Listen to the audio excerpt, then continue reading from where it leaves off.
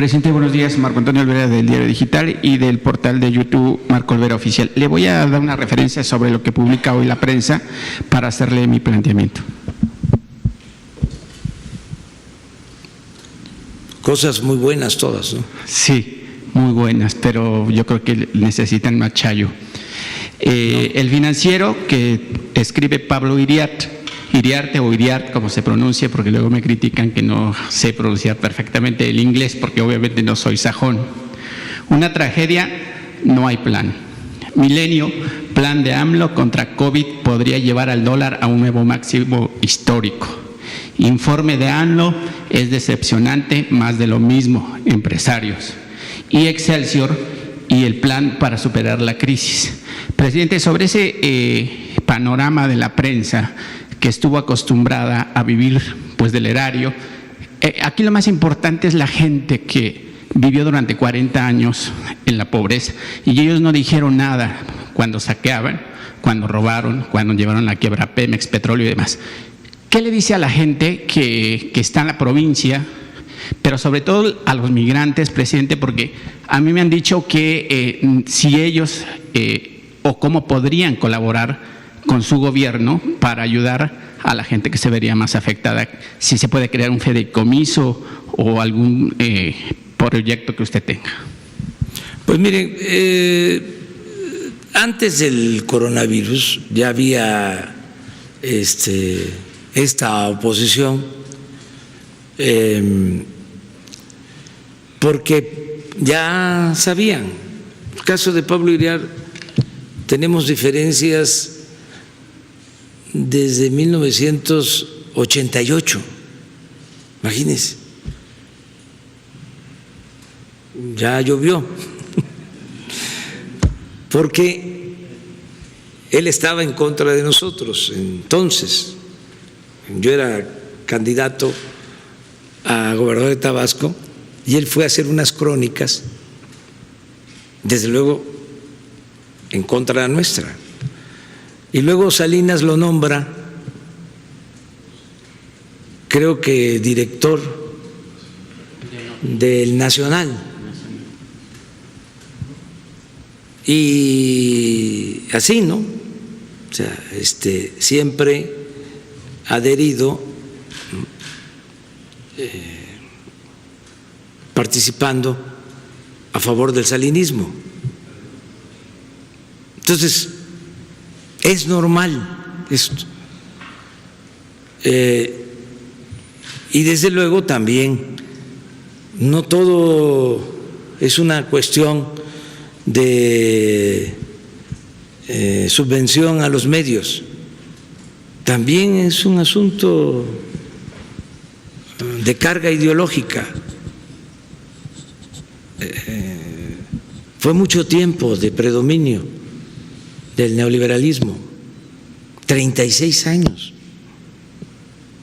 Yo siempre lo comparo con el porfiriato, fueron 34 años. Entonces es muy difícil de ir entendiendo que son otros tiempos, de modo que a los intereses económicos se suma también un pensamiento conservador. ¿Cómo no criticaron antes? Bueno, porque se estaba aplicando una política económica que favorecía a un grupo, a una minoría. No criticaban antes porque imperaba la corrupción. Todos ellos nunca criticaron cuando se convirtieron las deudas privadas en deuda pública, hasta lo aplaudieron. En ese entonces fuimos los únicos que nos opusimos, y hay constancia de ello. Me acuerdo que un día, 12 de diciembre, el Día de la Virgen de Guadalupe, votaron lo del FOBAPROA. Los partidos, no los voy a mencionar, pero ya ustedes seguramente saben. Uno de esos partidos, el más conservador, decía que no iba a aprobar el FOBAPROA. Y luego, como siempre lo hacían, porque era costumbre, se pusieron de acuerdo arriba.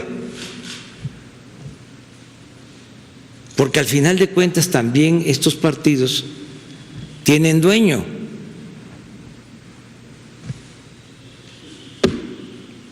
Entonces, arriba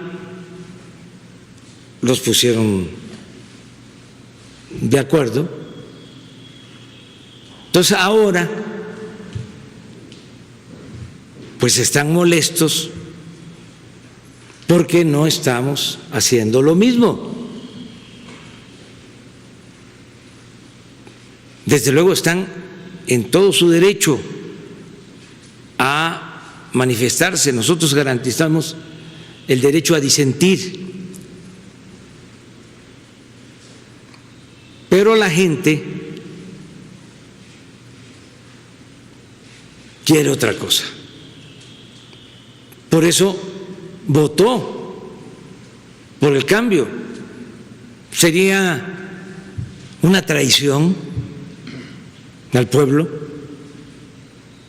que siguiéramos nosotros con esa política antipopular y entreguista, que siguiéramos con el régimen de injusticias, de privilegios, de corrupción.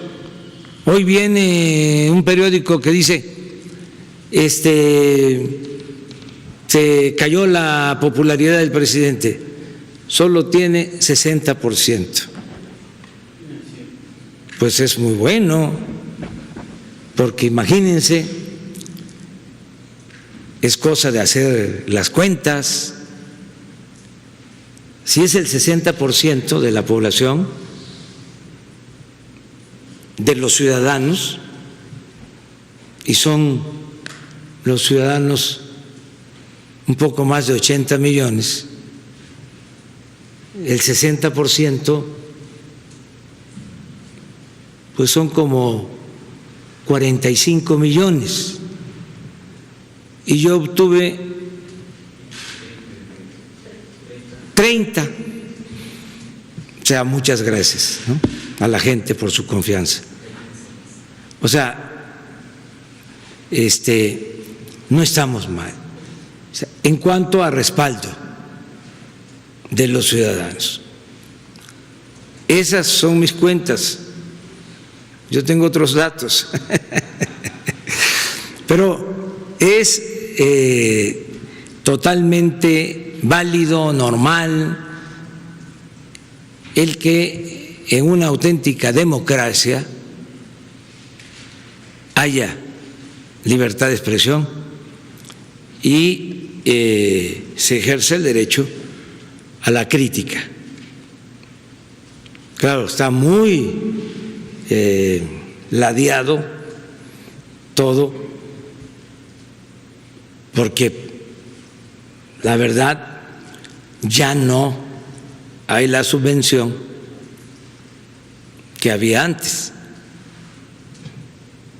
Antes, pues no solo era más publicidad para los medios, sino recibían del gobierno recursos, columnistas, articulistas,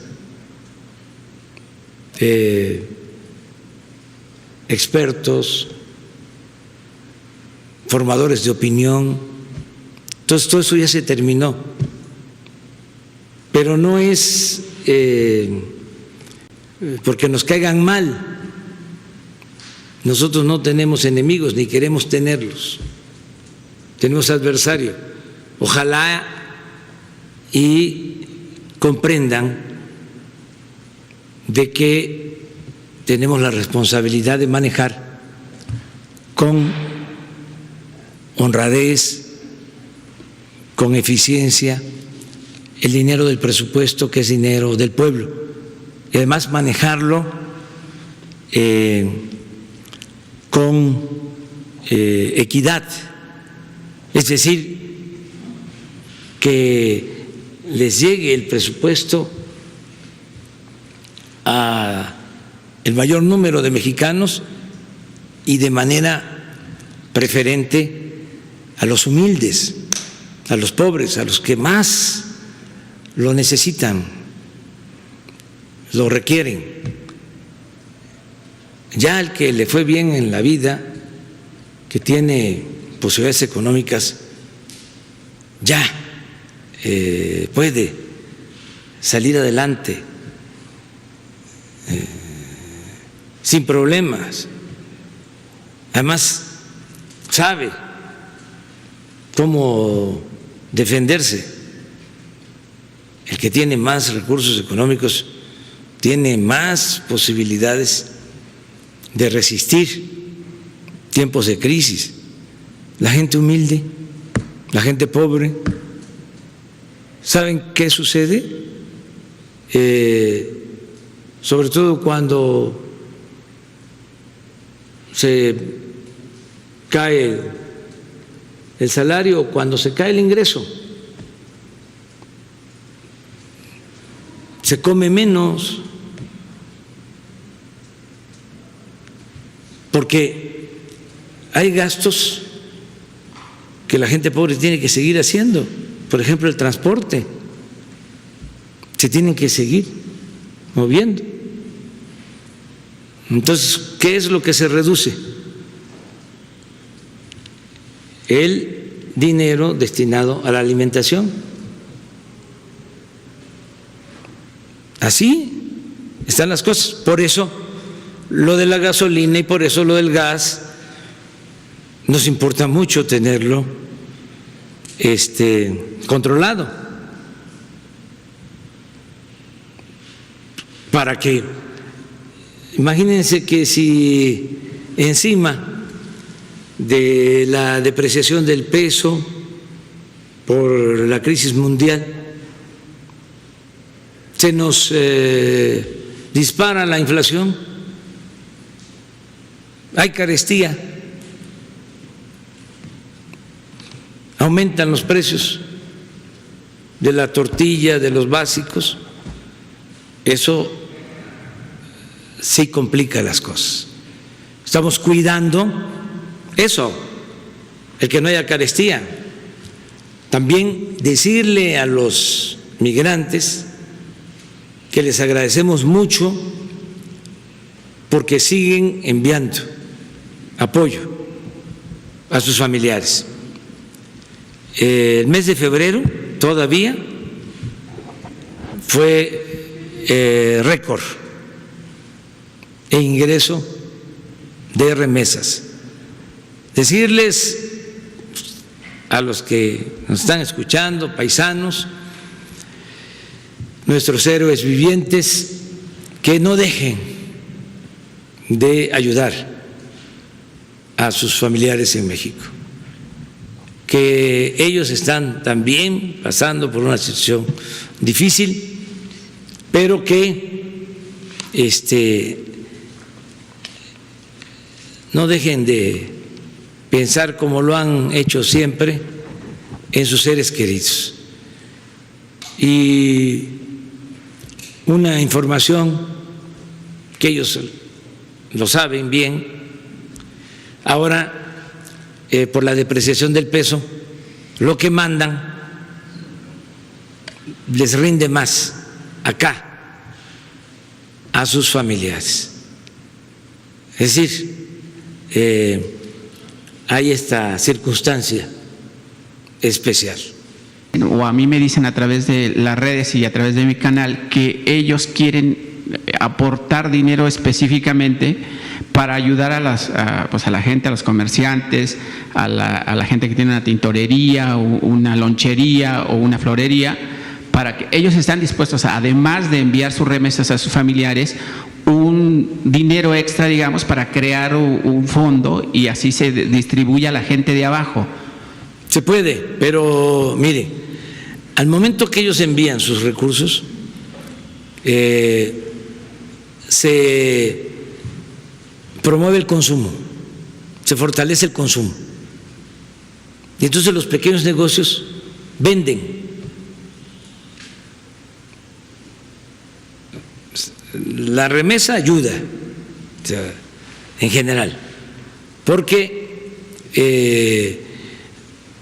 circula más dinero, hay más capacidad de compra en tiendas, en negocios, en los pueblos, en las cabeceras municipales, en todos lados, con esas remesas. Eso es una gran ayuda. Si además de eso se pueden otorgar, por ejemplo, créditos que se organicen y que puedan tener un fondo, puedan reunir recursos para dar créditos a pequeñas empresas familiares, pequeñas empresas del sector formal, del sector informal, adelante, que todo el que pueda ayudar lo haga. Y sí celebro esa actitud, porque hay unos que quisieran que les diéramos.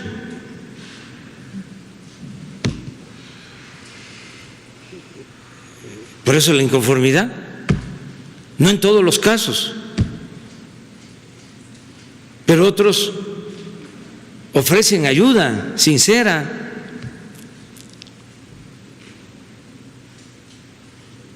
Esto es lo que también está en juego, la expresión solidaria, fraterna de mexicanos. Hay quienes, por ejemplo, me piden no cobren los impuestos a las empresas. Imagínense si suspendemos el pago de impuestos, aún no cancelando el pago, no condonando el pago, sino posponiéndolo. Nos quedamos sin ingresos. ¿Y cómo vamos a darle a los pobres? ¿De dónde va a salir?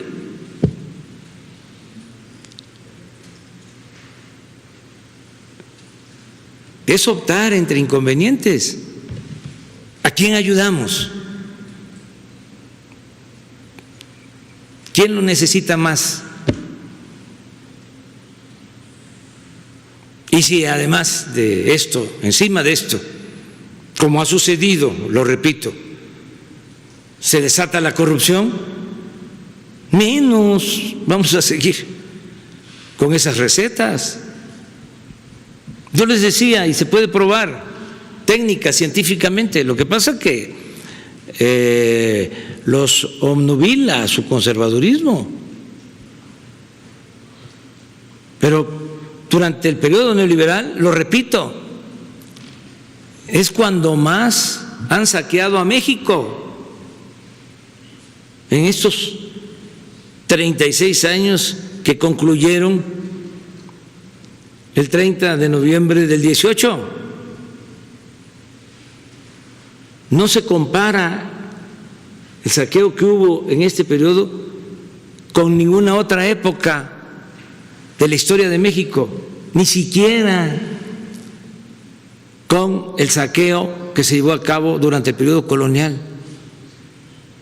Se puede probar esto. Lo segundo, cuando más corrupción hubo durante el periodo neoliberal, en los 36 años, imperó la corrupción, sin duda. y es demostrable. Bueno, llegamos a estar en el lugar 136 de corrupción en el mundo, sin duda. Es un periodo caracterizado por la corrupción, pero cuando se profundizó más la corrupción y al mismo tiempo la desigualdad social, porque son compatibles, fue en los periodos de crisis como este, porque se aprovecharon bancos quebrados, banqueros ricos,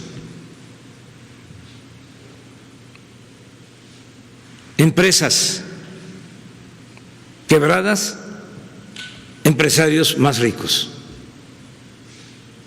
Ayer lo dije. ¿Cuál era la fórmula? Privatizar ganancias y socializar pérdidas.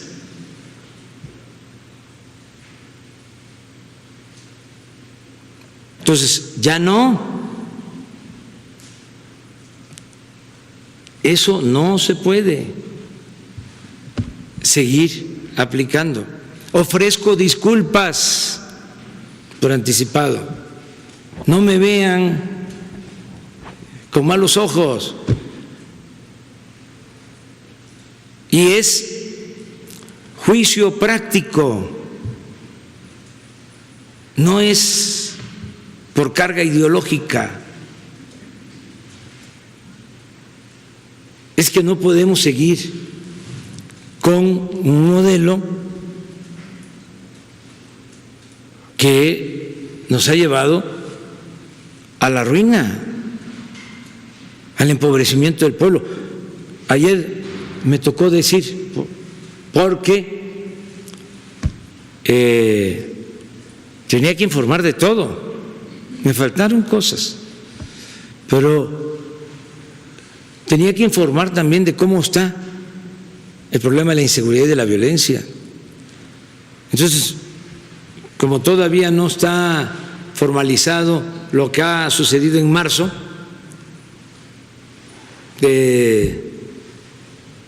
me sugerían que yo nada más hablara de enero y febrero, o que si se hablaba del trimestre, que incluyera yo diciembre, enero, febrero, pero no marzo. ¿Por qué no marzo? Porque desgraciadamente ¿sí? Tuvimos índices altos de violencia en marzo. Y dije no, enero, febrero y marzo. Entonces en homicidios la disminución estimada 0.3.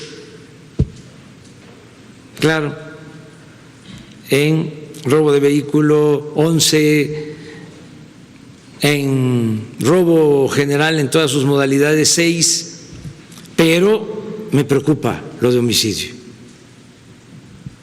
¿Y cómo fue que llegamos a esto? Pues por esa política neoliberal, por que ni modo que las bandas se hayan creado en el tiempo que llevamos nosotros.